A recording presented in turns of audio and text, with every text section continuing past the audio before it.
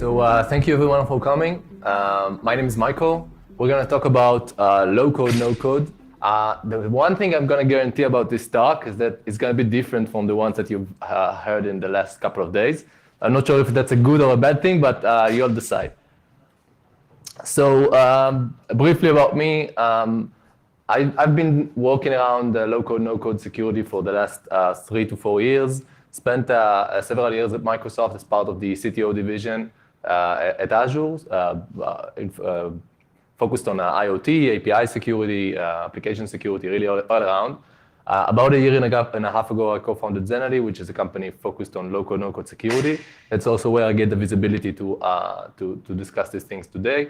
I also lead an OWASP group that is dedicated to security risks for low-code, no-code.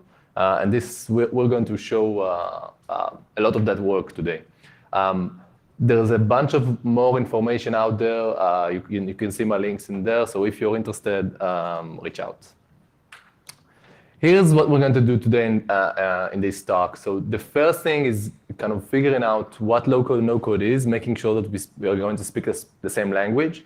We're going to see just how pervasive this is in large organizations. You'll see this in a moment, but it's really surprising how fast this thing is growing within the enterprise. We'll understand how does the SDLC translate to the world of low-code development. And then we'll go through the OWASP top 10 and figure out what are the actual risks that we're seeing in these types of applications. So the next slide I'm going to show you is probably the most important slide in this entire talk. This is actually random. This is anonymized statistics from a single organization, a single Fortune 500 organization. And you're seeing the number of applications that they have within the organization that were built with low code. And these are not exaggerated numbers. These are actual real numbers from a real customer environment. And now the amazing thing about this is just the rate of growth. We'll talk in a moment about who's building those types of applications. These are not. This is not only built by IT or by professional developers. This is mostly built by business professionals. This is also why this graph is so interesting, and it's also why this entire subject is important. It's because with these kind of numbers, our traditional approaches, manual interventions, security reviews, those won't really help. So we'll see what we can do. Let's try and figure out how did low code get into such high numbers, and also we'll make sure that we are all speaking the same language about what no code is. This tries to capture the reason behind low code. We all understand that IT can only do so much, and the business has multiple different needs. And of course, this is a kind of a perennial problem. It's been around for a long time. And there are many different technologies that are trying to bring basically more power to the hands of the business users so they can solve their own problems. If this sounds familiar, it's because it is. So this is low code is just one point in a large trend across multiple years of IT decentralization, giving more power to people that are non-technical. And the cool thing about this is that, of course, the folks in the business, they are the ones that can impact the business the most. This is what makes this very important. In terms of what people are building here, so there are a whole bunch of stuff, and we'll see concrete examples. But people are building like a small automation. So if something happens in my email, or if somebody uploads a file to SharePoint, then do something else. They plug things together. They also build business applications that are about facilitating a specific workflow. And you'll see examples for that in a moment. And it's all kind of drag and drop. And these platforms have really matured in the last few years, which makes this actually kind of a reality. So people are using these applications, and it's growing within the enterprise. Now, one of the things that drives the kind of the accelerated growth of this area is the fact that these low-code, no-code applications, you don't really have to decide as an organization that you're going to use them. You don't really get the choice. And here's the reason why. All of the vendors that you're seeing here, but actually more than that, every major SaaS vendor has been shifting to become kind of a low-code, no-code platform in the last few years. And this means that, first of all, this is already out there in most organizations, right? Because which enterprise is not a Microsoft or a ServiceNow or Salesforce user? It's kind of non-existent. The second thing is that this also means that these low-code apps, by definition, they work closely to business data. They operate, they transact with business data, which makes this really important for us to tackle. Now, this is the kind of value prop behind low code. The main idea is reducing the barrier to entry to become to build your own things, to become a kind of a developer, and you don't have to worry about all of the little details like authentication and user management. And you'll see in a moment that a whole bunch of other things are not really covered. One of the things that I'm sure you're thinking, and recalling the graph that I showed earlier, the one important question is kind of what types of apps are these? How big are they? How important are they? So in recent years, we've seen low-code applications really become business critical, or some of them at least, really become business critical. And let me show you a few concrete examples so you have some example in mind. This application actually comes from Microsoft. So when you go and visit Microsoft offices physically, you need to provide your COVID vaccination proof. The application that facilitates the upload of that file is a low-code app that was built by the teams that are in charge of the buildings there, so kind of the physical offices. And of course, this application handles health data, so it's kind of important to make sure that it's secure, that the data is being kept somewhere that is safe. But because this is being developed outside of IT, outside of the development teams, it's not really part of our kind of discussion, right? It's really farther away from security. Let's see another example. Slack, famously, is one of Workato's largest customers. Workato is an automation platform, integration automation, and Slack has built their entire order-to-cash, facilitated their entire order-to-cash process through these automations, these drag-and-drop automations. And there are tens of these automations that facilitate this process. But of course, just imagine kind of all of the different systems, all of the different data stores that need to be connected to in order to facilitate this kind of process. And of course, this is a business critical process. Let's see another example, and it's gonna be a bit different. So in this example, there's a team inside Microsoft that is in charge of product launches, kind of part of their marketing team. And they figured out that they have different processes in order to do these product launches. And they wanted to make kind of one application that would be basically a to-do list where you can fill out anything that you need to do. All of the information is already there. So it took the teams inside marketing to build an application to streamline this process about 2 days, right? People from the marketing department. And the crucial thing here about this, and this became kind of the thing that they're using. So of course, after a while, IT kind of took note of it and started to maintain it themselves. But the crucial piece here is that this was built by a business team, not by professional developers. And of course, when that shift happens, a lot of other things change. So this also kind of tells the story of the graph, and we'll see this in a moment. But low-code kind of made the transition from something that is pushed to professional developers to make their lives easier to something that is being addressed mostly to business users. And let's try and see the shift. And specifically, I'm going to focus on Microsoft today, or at least right now, because first of all, they're in most organizations, and also they are pretty much leading this space in terms of going to business users or directing those technologies to business users. Here's a quote from Satya Nadella, 2018, talking about Power Platform, which is their low-code platform built into Office. And you can see that the way that he talks about low-code is very much about extendability. This is nothing about business enablement. This was mostly a way for Microsoft to help their partners build things around dynamic, so extend dynamics. And you can see the same thing with Salesforce, right? So Salesforce has a bunch of different extendability features, Apex code, a whole bunch of features that are around basically customizing your CRM.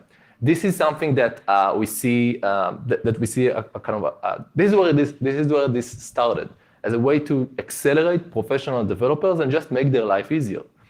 Let's see this a quote from Satya a year later. You can see that the message here is drastically different. Okay, this is not talking about extendability. This is about business enablement, about enablement of business users. And one clue that we have here about why did they make this shift is the number that 2.5 million citizen developers. You can see that, of course, when you think about low-code as an extendability framework, the number of users is going to be pretty small. But when you think about it as business enablement, when you target this technology to business user, it becomes the target audience becomes much larger. And one other quote that Satya gave on the same year. So you're seeing the second quote here for Excel. This is the kind of the crucial piece.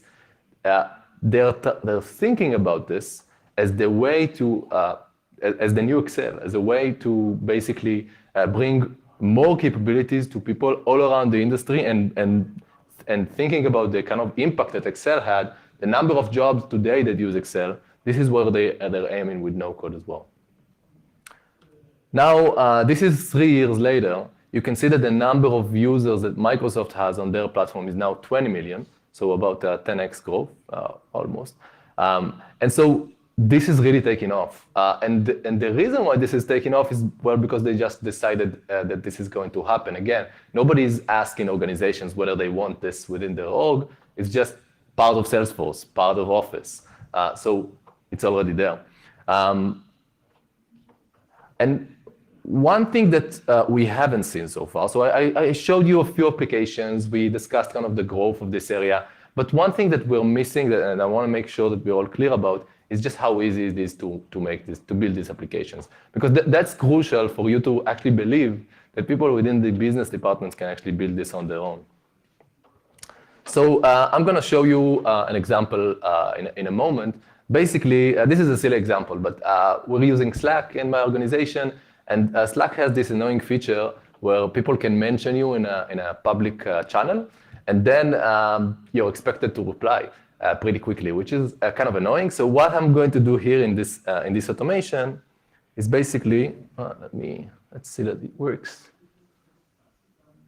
So what I'm going to build is a simple automation that every time somebody mentions me in a public channel, it will automatically change my status as if I'm on a call. So people will kind of think that I'm not available right now. And a few minutes later, it will remove that status, so nobody will suspect that I did anything wrong. Now, this is, of course, a silly example. And as I speak, you can see how this is being created. This entire video is kind of a couple of minutes.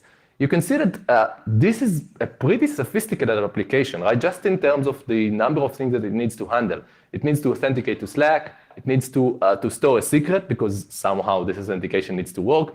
It's subscribed to a webhook on the Slack side. It needs to support APIs. These APIs can change. So there's a lot of complexity here. There's a delay step because I need to kind of wait between the time that I change the status and the first time and the second time. So this is a significant piece of software. I'm building this in a couple of minutes, and this is all drag and drop. One of the things that you're not seeing, and if you're keeping close eye on the video, one thing that you won't see here is authentication. You didn't see any kind of pop-up window that asked me for credentials or anything. This just kind of magically happened. And the reason why this magically happened is because one of the key features of these platforms is that they basically make it very easy to share credentials. They make it very easy to share identities between users. And this is important because, and we'll see that in a moment, but basically this is the enabler of their growth. If anytime you would build such an application, you would need to go through approval processes, you would never build anything. But if you can just plug in your own identity, and continue on, or somebody else's identity because they have the right permissions, then everything works well. And we will dive into that later much deeper. Okay, so we understand how easy it is. I encourage you to play around. This is kind of, you'll just see how quickly you can build kind of applications. And this is an automation, but basically you can also build mobile apps, you can build portals for web apps. Kind of there are many different options. Okay. So the reason why now is the time to discuss low code or low code, no code is that we have a few different factors that all combine in a single time. One thing is that the big vendors have a very strong initiative to push this forward. You can just imagine kind of thinking being part of Salesforce or being part of Microsoft and seeing kind of how they can extend the number of developers that are using their platforms from professional developers to business users. So the business impact for them is huge. The second reason is that this is really necessary. So companies need a way to accelerate business, and you cannot really rely on just hiring more developers. We all know that is very difficult. And the last thing is that the technology is really there. So there were a few attempts in the past to build these application generators. This one really works. This one is able to generate applications that are really useful. So now we understand why low code is important and why it is important to talk about it now. The next thing I want to show you before we go into concrete risks is how are these things being developed? So how does the SDLC translate to the world of no code, no code? Here's kind of the familiar SDLC. I won't spend a lot of time here. This is kind of an attempt to say which persona is in charge of each step. So something gets, the business thinks about the problem, it goes to engineering, they plan a solution, they implement that solution, they verify, they test it, deploy, monitor it, and then manage the software as it's live and as it needs to be updated. Let's try to, and again, this is kind of, this is generic. I'm going to leave it at that. The next slide I'm going to show you is basically how does this translate to the world of no code. So when you think about it from the perspective of a business user, when a business user is able to build their own application, they start with finding an issue. They have some sort of an issue they need to solve, and then they just do it. Okay, they don't need to plan.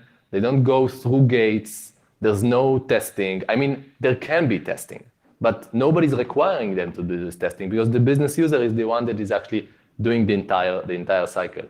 Now, of course, if you've been working with low code, some organizations are doing this kind of very professionally. Some organizations are using the traditional SDLC for low code, but this is really not the majority, and this is really not pushed by the platforms. One of the hit save to deploy is pretty much the mentality in most of these platforms. So you build an application, you click save, like I just showed you with the Zapier, with the Slack automation.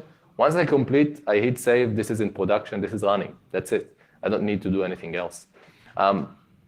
This is at the root of why low code is successful. It just becomes easier when there's not a lot of stakeholders around the table. You can iterate very quickly, but the gates, of course, are there for a reason. So in large enterprises, security is important, compliance is important, privacy, and so on. And so these get neglected in most of the cases. One last thing I need to cover before I show you concrete risks is why is this your problem? Why do you need to think about it? Because one of the things that I've been hearing when I'm talking to people about this space is, well, Microsoft has introduced this, Salesforce has introduced this. This is their problem. They need to fix it. And while this is somewhat true, we need to remember the lessons that we learned from the public cloud. So when the public cloud started, people were saying, okay, I'm going to Azure, I'm going to AWS. They need to take charge of security, right? But today we understand that there's a shared responsibility model. They cannot be in charge of what you build.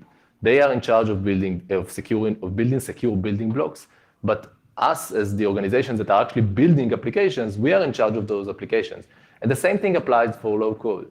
And this is the part that gets neglected because usually security teams are not part of the development cycle for low code applications. It's sometimes even not part of the kind of scope of responsibility, which means that this gets left out. And we'll see in a moment what kind of risk occur due to that. So the rest of the talk, we're going to talk about the largest risks that we see for low-code, no-code applications. And the number one thing, one thing that you need to know before we go into that is how did we come up with this list? I mean, where is it coming from? So we started off about almost 2 years ago with the OWASP group for low-code, no-code. And since then, we've scanned more than 100,000 applications, something like that, across different organizations. We've been joined by people from Palo Alto and from Microsoft and other companies as well. So this is now kind of a cross-company collaboration.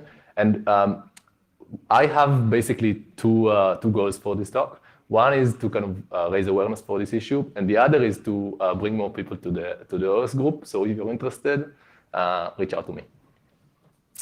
Okay, so here are the top 10, and again, this is all based on what we are seeing in actual live environments. And we'll go through concrete examples for the top risks. By the way, this is kind of an intimate setting, so if you have any question, feel free to kind of raise it during the talk. I think it would be nice. Okay, let's start with the first risk. So imagine that you are in charge of, I don't know, Microsoft or Salesforce or some other platform that is already in large organizations, but is trying to push this business development notion or this local development notion. The number one thing that will stop you is permissions. If anytime a business user would like to build an application, they need to ask for permissions, nothing is going to happen. And so how do you circumvent that issue? The way that the platforms work is that basically they allow users to connect wherever they want, FTP servers, SQL servers, their own identity to Slack or to Teams or whatever, and then they copy the refresh token and then they reuse it. And more than reusing it, they allow the users to share it between themselves. And this leads to the first risk, which is account impersonation. Basically, in many cases, applications are being built with the maker's identity built into the application, which means that every user of the application ends up using the maker's identity when they operate. And so let's see a real-world example. This is from an e-commerce company. Basically, they had a problem where the people inside of the company that were part of kind of trying to help a customer with a customer case, with kind of a ticket, they didn't have access to see the history for that customer. And so they didn't have the right context, customers were frustrated, the customer care team was frustrated. So what they wanted to do is build some sort of an application that allows everybody in the organization to fetch information related to the cases that they work with. Now, of course, you're seeing the challenge here. Again, getting those permissions, this is a bit difficult. So here's the solution that the customer care team has come up with. They basically created an application. They embedded within the application their own identity, which was an admin on the customer database. And of course, within the application, they did handle permissions. So they did make sure that every user of that application can only see cases that belong to that user. But that was handled on the application layer. The connection to the database still used an admin connection. When you think about it from you can see that the impact was good. I mean, this was actually running for a few months. So employees are happy, everybody is happy from this situation, unless you're in the SOC. And so here's what happened. From the SOC's perspective, there's no application.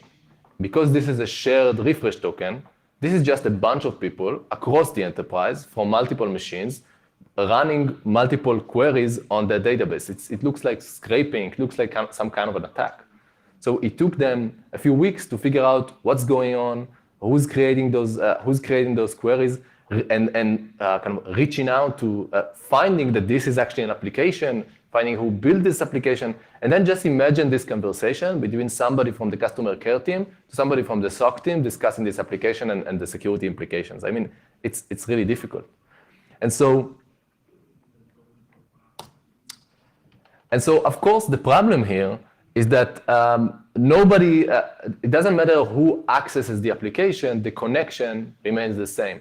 Now, there are many other kind of, even after this was fixed, there are many other problems there. The connections themselves can be implicitly shared, and so you're using the application, and you gain implicit access to the connection. You can just use it, pick it up, and use it later on.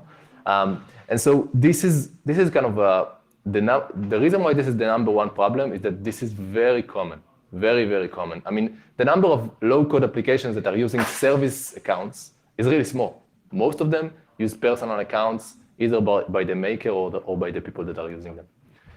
So that was the first one. The second one, the second risk, is around authorization. And now one thing that you could be thinking is, well, authorization is a general application security problem, and you're right. But the problem, as we've discussed, becomes worse with low code. And the reason is credential sharing. So as I mentioned, these connections that the applications are creating are actually wrappers around refresh tokens. And actually all of these platforms have some kind of notion of a default environment, a place where you develop the applications, a place where everybody has access to the shared resources.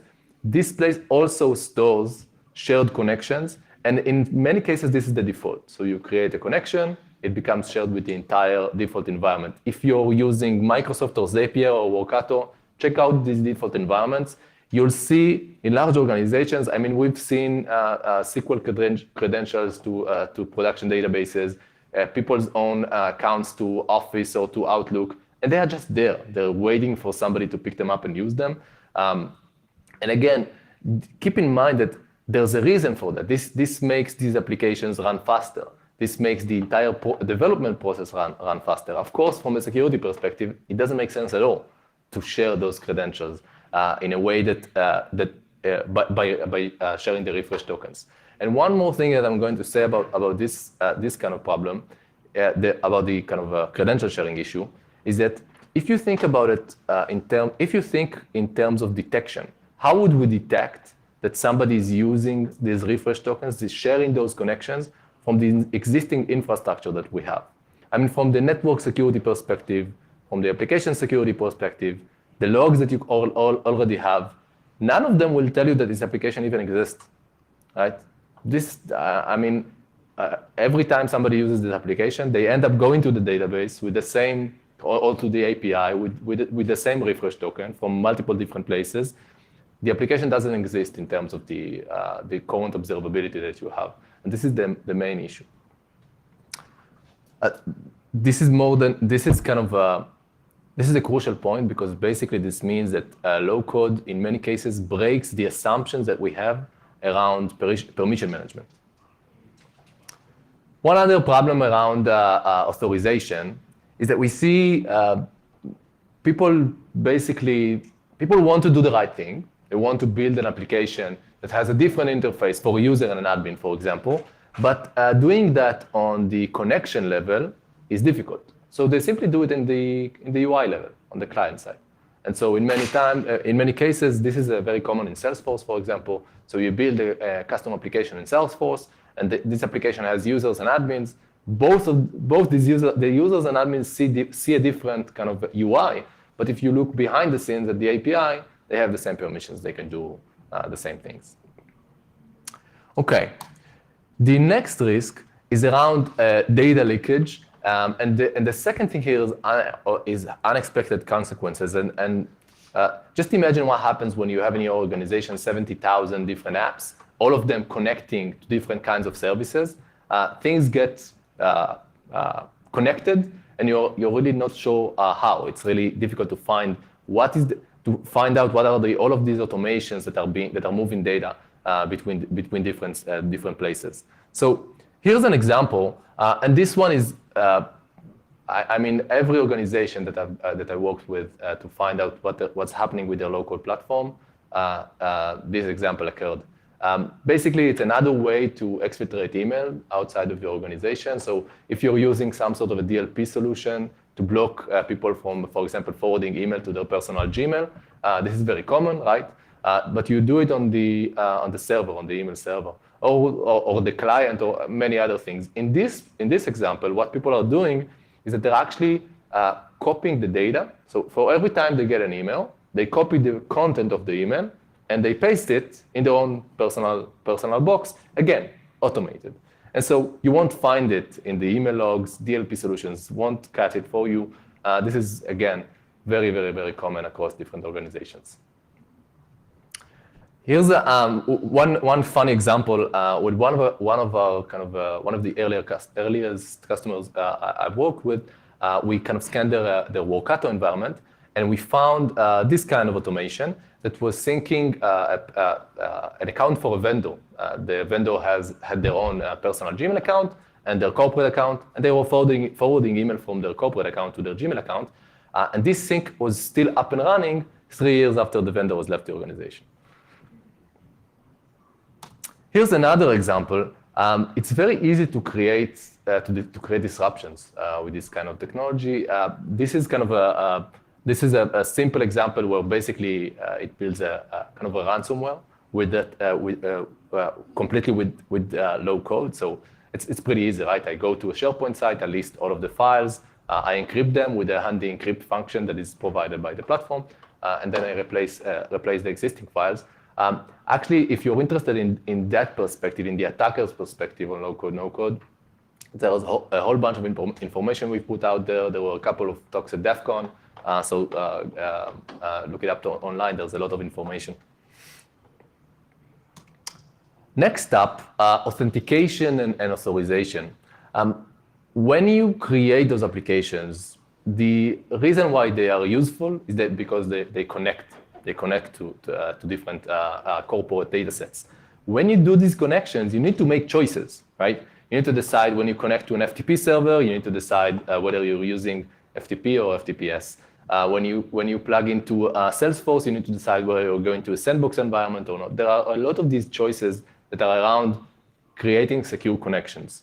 And now, who's making those choices? Again, business users. So of course, they don't know what are the implications of those choices, which means that we see things we thought we have solved a long time ago, like FTP rather than FTPS, within large organizations. Again, this is something that we're seeing today. And so, of course, this is not really something we can expect from business users. It's not their job to do it. It's our job to kind of make it easy for them to make the right choice. The next problem that we're seeing is security misconfiguration.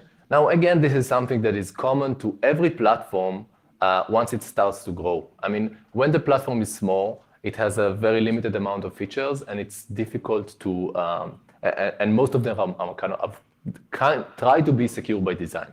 But when you grow as a platform, for example, when you want to create an application, when the platform wants to offer an application that is available for anonymous users without logins, so you have to have an API that exposes information to anonymous users. That's a valid use case. But now you need to choose which APIs are exposed to anonymous users and which are not. And of course, as we know, when you're making these choices, you're going to make wrong decisions. And so we're seeing a lot of problems that are very similar to the open S3 bucket that we as an industry have been trying to tackle for a few years now. And these again pop up again here. So let me show you a concrete example. Microsoft has one of the types of application that they expose is called a portal app. This is an application that is exposed to anonymous users. So for example, if you want to build a vendor portal for your vendors to kind of sign up and then log in and fetch information about their relationship with you, then you can use this portal app in order to facilitate that. This portal app exposes an API for anonymous users, and again, this makes sense, right? Not everybody has a login, The problem here was that the default setting for this portal was exposing the entire API of the portal, so all of the data sets, to anonymous users. And this was the default for a few years. This was discovered last year, so you can see the result. And Microsoft was actually pretty quick in changing the default, which is nice. But it doesn't prevent people from moving from a secure default to an insecure situation. So here's what we did. All of these portals are under the same domain, so it's very easy to kind of enumerate. These are a simple subdomain enumeration, and you can find all of those portals. And then the way that you access the anonymous data is just by going to this OData endpoint. Again, pretty easy. So let's see how many of them we can find today. Here's an example of how this looks like. You can see I'm going to this OData endpoint. By the way, this example is from a real portal that we found for a large bank. And you can see that there are 3 different entities here. Default doesn't have anything really interesting. Entity forms, that is just a way to save forms. But you're also seeing the global variables entity. Interesting. Here's what the global variables entity has. Hard-coded secrets to the Azure deployment for that bank. This is one example, but we found PII, we found signed contracts with customers, and again, because this is in a single domain, it's waiting for you to kind of reach out and do it, and this is still the situation today. So from us playing around with this, we found something like 50,000 different portals that are available today, and all of them, and some of them still have these issues. Again, this is not. I mean, Microsoft does have some of the fault here to make it. They need to make it easier, but actually, I mean, users need to make the right choice. There is a valid use case here, and the people that are making this choice is usually business users. Let's see another one. The next one is about injection handling failures. So here's an automation we saw kind of a few months ago. A user created a way, basically an automation that goes through an RSS feed, and every time something comes from that RSS feed, they download the article and they push it to a SQL server. And the way that they do it is with a kind of a SQL query, like an arbitrary query. So of course, this is a path to injection. This is very similar to injection surface in serverless functions, where you have these weird inputs and outputs that can be files and all sorts of other things. This is, again, very common within these low-code applications. And of course, business users don't really know what to do with injection. Now, one of the things that the platforms are saying, and if you read kind of their marketing material, they'll tell you that they fixed SQL injection, they fixed injection in general, and everything is all right. But and I mean, part of that is true, right? They have text fields, and they sanitize the input there. But when you sanitize the input, you need to know where this data is going. Is it going to be read as JSON? Is it going to be plugged into a SQL server? You can't really sanitize from everything without knowing what's going to be the next step. Again, this is our responsibility. Here's another one, which is, again, kind of pretty obvious. Low code is only useful because you can drag and drop ready-made features, like ready-made widget, ready-made connectors. These are part of marketplace. Some of them are provided by a vendor, others are provided by open source. And so your users will go through the marketplace or will just find the right blog pointing them to GitHub repo. They'll upload something, and that's it. In Microsoft, you can upload the DLL. In Zapier, you can run custom code. These are things that are plugged directly into the platform. There's no way to inventory them. There's no way to know that this is actually happening. And so, of course, there's a problem here with dependencies and with kind of the same. We've done a lot as an industry to be better with open source and mapping out our dependencies. We're still at this problem. With low code, we haven't really started. The next risk is around data and secret management. So in many cases, we see basically these applications are handling sensitive data, and of course, people don't know how to handle this correctly. So let me, so you can see kind of a concrete example here, but let me tell you the story around it. So this is a large IT company, and the HR team basically created a giveaway campaign where you can donate money to charity. So here's what they did. They built an application. The application asked you, how much do you want to donate to which charity? And please plug in your credit card. Of course, the credit card was collected, stored in a database. The database is stored unencrypted. The database was part of the default environment, which means it's exposed to the entire organization. So this is pretty cool from the perspective of, how advanced this HR team is, but from the security perspective, it's kind of problematic. Here's another one, and this one is kind of larger.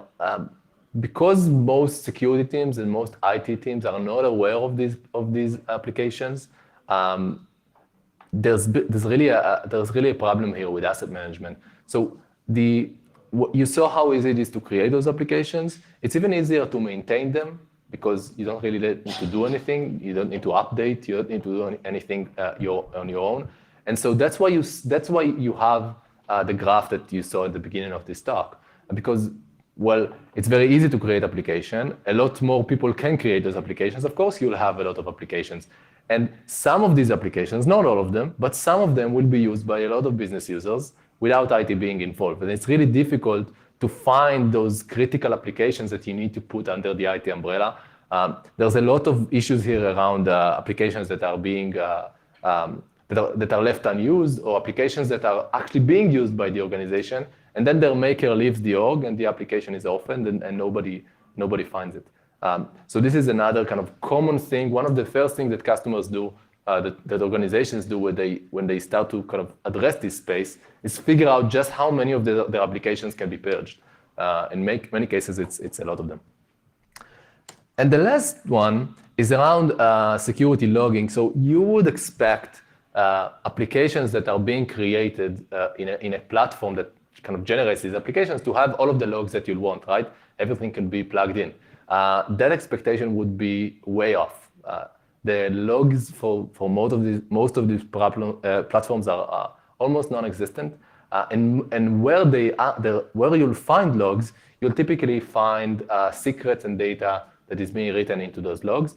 As an example, if you're using an automation platform like Zapier or Workato or Power Automate, the actual content that goes through that automation is being written to logs. And so if you're handling credit cards, they are there on the logs. This is, again, this is a place where the platforms themselves need to do a lot of, need to have kind of, need to go to a better place in terms of their maturity. But this is a problem if you want to do any security logging and monitoring. Okay, so we've seen the top risks. We've seen, so you know what, I have a slide for summary, so why not? The first thing that we've seen, and this is the most important, crucial part here, is that low-code is growing rapidly, and it's growing whether you'd like it or not. This is the reality. So this is probably in most organizations today. In most of the organizations that I got to work with, we start off with finding that they have one platform, but then we very quickly find that they have like 6 or 7 that are already there in their organization. There's no real SDLC here, which causes a lot of these issues. And you've also seen the OWASP top 10. I encourage you to check us out online. There's a lot of other information. And we're also always looking for collaborators. I'll leave you off with these slides, which are kind of the opportunities. Because this is a new space, there's a lot of opportunity for evangelism. There's a lot of, we see organizations that are kind of creating security frameworks or trying to figure out how does SDLC work for low-code, no-code in their organization. There's a lot of opportunity here to create those approved business use cases with users and kind of guide business users in the right direction. And the last thing that I'll say here is that even though this seems like a giant risk for us as security professionals, this is also a giant opportunity. security awareness has always been difficult, and getting the business to buy into security has always been difficult. But now business users need us, right? They need us to guide them in the right direction. And if we'll be there with them in this journey, it will be much easier for us to kind of to get their buy-in in return. Thank you very much.